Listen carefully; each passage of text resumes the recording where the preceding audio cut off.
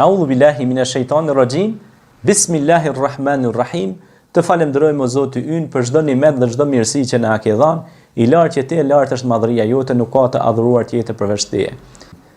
Agjerimi është abstenim ose ndalim nga ushqimi nga lindja e diellit deri në perëndim të diellit.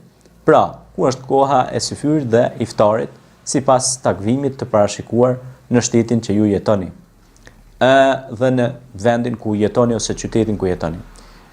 Sigurisht pra, agjerimi në Kur'an famlar përmendet me një ajet, është obliguar me një ajet mjaft domethënës, ku Allahu tha në Kur'an, Bismillahirrahmanirrahim, ya ayyuhalladhina amanu kutiba alaykumus siyamu kama kutiba alal ladhina min qablikum la'allakum tattaqun.